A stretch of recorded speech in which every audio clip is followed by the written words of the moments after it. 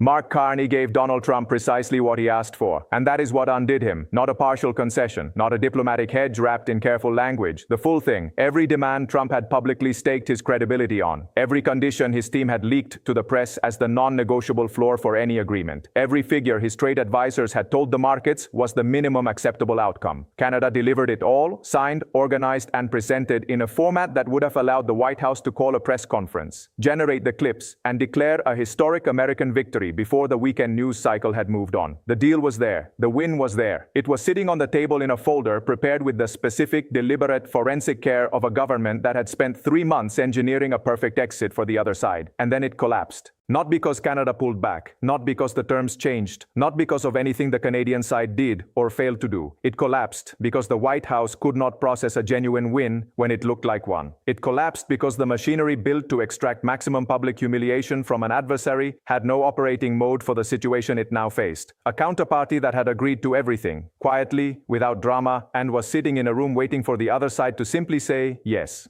Warren Buffett, who received a detailed account of what transpired inside that negotiation from sources on both sides within hours of the meeting's conclusion, responded with the precision that only 94 years of watching human nature produce financial outcomes can generate. "There is no more dangerous position in a negotiation," Buffett said, "than getting everything you asked for from someone who understood exactly what they were doing when they gave it to you."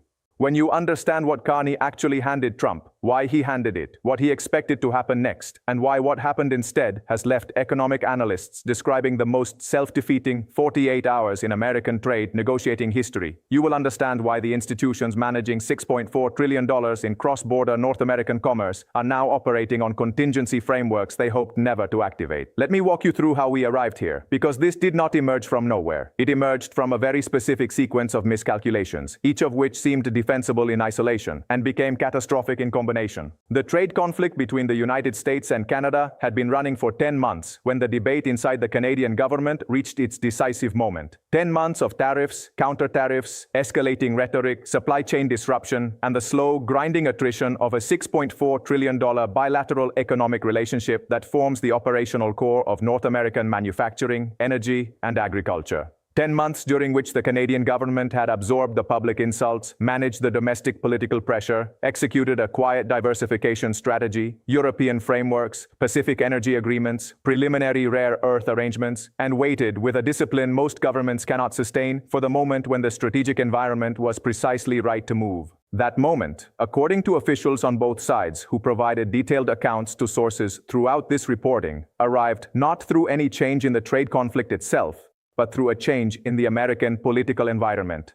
Trump's approval ratings on the economy had declined for 4 consecutive months. Business coalition pressure from American manufacturers exposed to Canadian supply chain disruption had reached a level where Republican senators in industrial states were privately signaling to the White House that the political cost of the conflict was accumulating faster than its political benefit. The tariff revenues projected as economic wins were being offset, in the analysis coming out of the American Manufacturing Council and the Chamber of Commerce, by supply chain cost increases showing up in consumer prices in ways that polling was beginning to capture. Washington needed a resolution. It needed it to look like an American victory, and it needed it in a form that could be packaged, photographed, and delivered to the news cycle before the quarterly economic data arrived. What most observers did not appreciate was that this created a window, a specific, time-limited diplomatic window that the Canadian government had been quietly engineering for 3 months. The strategy, later described by one Canadian official as the most sophisticated political trap in recent North American diplomatic history, was not a trap in the conventional sense. There was no deception involved. Every element of what Canada offered was genuine. The concessions were real. The numbers were accurate. The framework was workable. The trap, if that word applies at all, was constructed entirely from truth. Canada would give Trump everything he had publicly demanded, not approximately, not conditionally, exactly. The theory, elegant, carefully reasoned, precisely calibrated, was that a man who had spent 10 months demanding specific outcomes and framing them as the definitive test of American negotiating strength could not, in front of his own team and his own political constituency, refuse to accept those outcomes when they were delivered. The theory was correct in every particular. The execution was flawless. The outcome was not what the theory predicted. And that is what makes what followed in the next 48 hours not merely diplomatically significant, but historically instructive in ways that economists and political scientists will be examining for decades.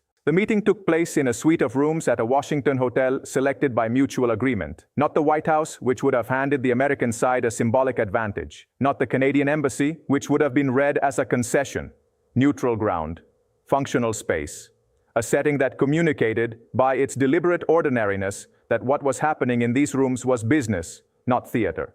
The Canadian delegation arrived first. Carney, accompanied by his most senior trade negotiator, 2 economic advisors, and a legal team described by sources as among the most technically prepared in Canadian diplomatic history, entered the conference room at 9:14 in the morning and arranged themselves with the quiet efficiency of people who have rehearsed this moment many times. Documents were organized and placed on the table, water was poured, laptops were opened, then they waited. The American delegation arrived 11 minutes late. Sources on the Canadian side described those 11 minutes not as a provocation. The delay was most likely logistical, but as a window of observation. The Canadian team used them to note what the American delegation was carrying when they entered. Standard folders, a laptop, 1 binder. The kind of documentation load that signals a team expecting to be presented to, not a team expecting to negotiate. The session opened with the standard diplomatic protocols. Introductions, expressions of mutual commitment to a productive outcome, the careful professional courtesy that both sides maintained throughout what was about to become one of the most uncomfortable diplomatic exchanges in recent memory. Then Carney spoke. He did not begin with a position. He did not begin with an opening offer. He did not perform the standard choreography of establishing parameters within which the negotiation would operate. He placed a single document on the table, 187 pages, bound with tabs, and said, with the calm and unhurried precision that sources described as the most disquieting quality of the entire session, that this was the agreement. The silence that followed lasted, by multiple accounts, approximately 8 seconds, long enough for every person in the room to understand that something unexpected had just occurred. The American lead negotiator looked at the document. He looked at Carney. He looked at the document again. He did not pick it up. Carney continued. He walked the American delegation through the document methodically, section by section, with the measured patience of a former governor of 2 G7 central banks who has spent his professional life explaining complex financial structures to people who need to understand them clearly before they can act on them. The steel and aluminum tariff structure Trump had demanded as a baseline for any agreement, it was in the document, exactly as specified, with the timelines Trump's team had publicly identified as non-negotiable. The agricultural market access terms that American farm state senators had cited in 4 separate speeches as the minimum required outcome, they were in the document, precise to the percentage point, in language the American negotiating team had itself drafted in a term sheet circulated 6 weeks earlier. The energy pricing framework the White House had described in 3 separate press briefings as a core American priority, it was in the document. With implementation timelines more favorable to the American side than the versions the White House had been publicly demanding. Canada had not merely met Trump's demands, Canada had exceeded them, materially, measurably, in ways that any competent trade negotiator reviewing the document could verify against the public record within 30 minutes. The American lead negotiator called a recess at the 47-minute mark. Sources described it as lasting 23 minutes, during which multiple calls were made to the White House. When the American delegation returned to the table, the lead negotiator's manner had shifted in ways the Canadian side noticed immediately. He was, as one source put it, reading from a different script than the one he had walked in with. What followed over the next 90 minutes is what diplomatic historians will examine as the central puzzle of this episode. The American delegation did not reject the Canadian offer. They did not counter it. They did not identify specific elements requiring modification, raise concerns about implementation timelines, or propose alternative language for contested provisions. What they did, with increasing desperation as the session continued, was attempt to find problems that were not there. They raised process objections. The document had been presented without advance notice through diplomatic channels, technically accurate and entirely beside the point given that its contents were drawn directly from American demands. They raised sovereignty-framing concerns. The language in certain sections, they suggested, might be read as implying Canadian concessions made under duress rather than voluntary agreement. A concern so abstract and so disconnected from the document's actual commercial terms that sources on the Canadian side described exchanging glances they were professionally obligated not to make visible. They raised implementation sequencing questions that, when pressed for specifics, resolved into nothing. Carney listened to each objection with the same expression sources described throughout. Attentive, untroubled, professionally engaged. He addressed each one directly, with precision, without impatience. When the process objection was raised, he offered to have the document formally transmitted through diplomatic channels that afternoon and reconvene the following morning. When the sovereignty framing concern was raised, he offered 3 alternative language options for the relevant sections, each preserving the commercial terms while modifying the framing in precisely the way the American side had suggested. When the implementation sequencing questions arrived without specifics, he asked gently that the specific concerns be identified so they could be addressed. The American side could not identify them because they did not exist. At the 2-hour and 11-minute mark, the American lead negotiator said something that sources on both sides described as the sentence that defined the session. "We need to take this back to Washington." Carney nodded. "Of course," he said. He paused. Then, "I want to make sure I understand what you're taking back. What you have in front of you is the full agreement, as your side has described it publicly, for 10 months. There are no conditions attached to it. There is no expiration on this offer. But I'd ask that you communicate to your principals that what is on the table today is exactly what was asked for. Nothing more, nothing less." The American delegation left the room at 11:47 in the morning.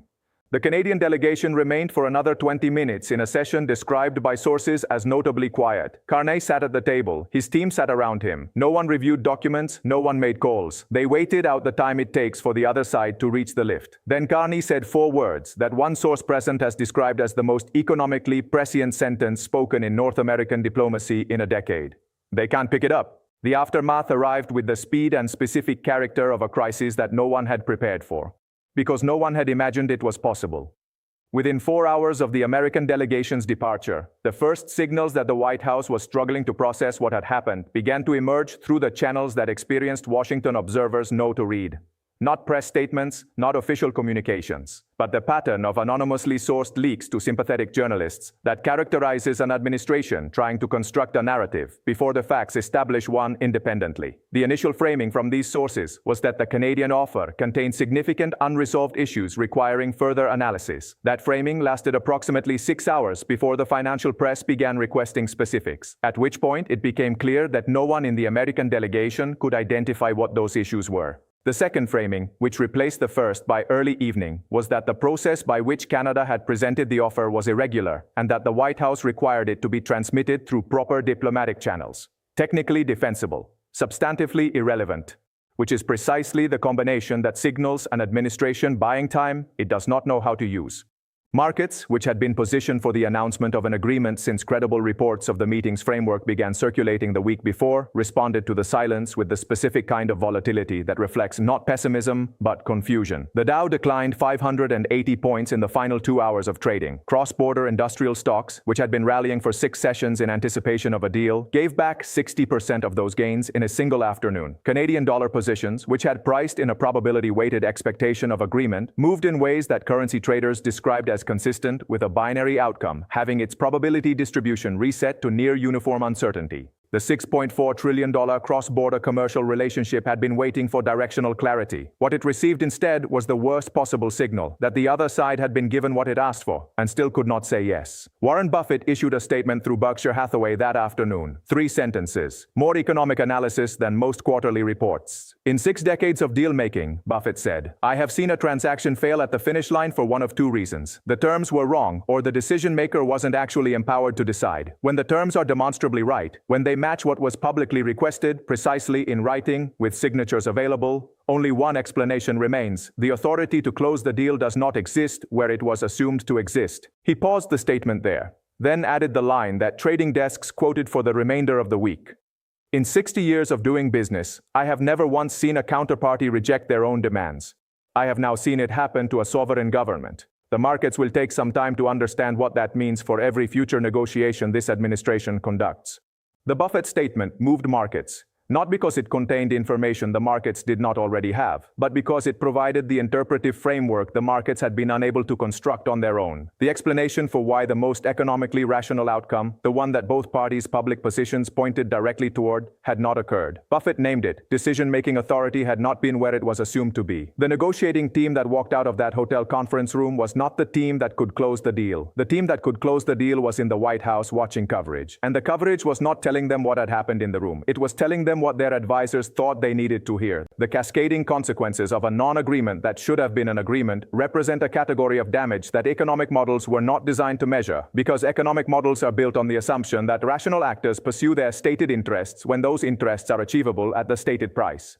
When that assumption fails, what follows is not a correctable market inefficiency. It is a structural credibility event. A moment when counterparties in every future negotiation this administration conducts update their assessment of whether American stated demands reflect what the American side will actually accept. The credibility cost begins in Ottawa, where the Canadian government is now facing a domestic political environment that has moved decisively and perhaps permanently past the point of offering the kind of concessions contained in that 187-page document. The Canadian officials who constructed that offer, who made the internal political case that demonstrating maximum good faith was the correct strategy, are now answering to a constituency that has watched maximum good faith produce no agreement. The next Canadian negotiating posture, whoever leads it and under whatever conditions, will not be built on the theory that Trump's stated demands can be satisfied by satisfying them. That theory has been tested to destruction. The credibility cost extends further to every other country observing these events and recalibrating what negotiating with this administration actually requires. Closing a negotiation means reaching an outcome both sides can sustain and build on. Canada's 187-page document was not constructed to extract maximum value. It was constructed to give the other side an outcome it could sustain, one built on that side's own stated requirements, in that side's own language, at that side's own demanded price. It was the most generous opening position in the history of this bilateral conflict, and it was rejected not because it was insufficient, but because the system it was presented to had no mechanism for accepting it. Warren Buffett's 4 appearances across the account of these 48 hours form a complete philosophical arc.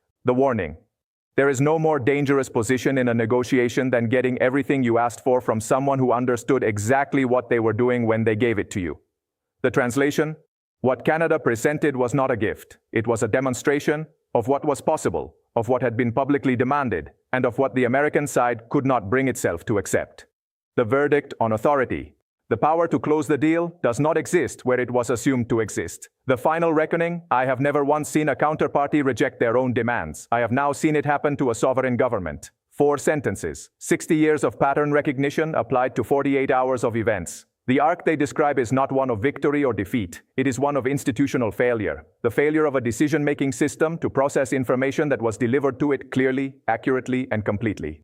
The 187-page document is still in the folder. The tabs are still in place. The signatures that were prepared and waiting to be placed on it are not there. The $6.4 trillion economic relationship is operating without the directional clarity that document would have provided. The 47,000 workers whose supply chain situations depend on that clarity are still waiting. The NORAD modernization is still stalled. The Five Eyes relationship is still operating at reduced efficiency. The European and Pacific alternative frameworks Canada built during the conflict are still active and still proceeding. And Mark Carney is sitting in Ottawa holding a 187-page document that represents everything the other side said it wanted. The question is not whether an agreement will eventually happen.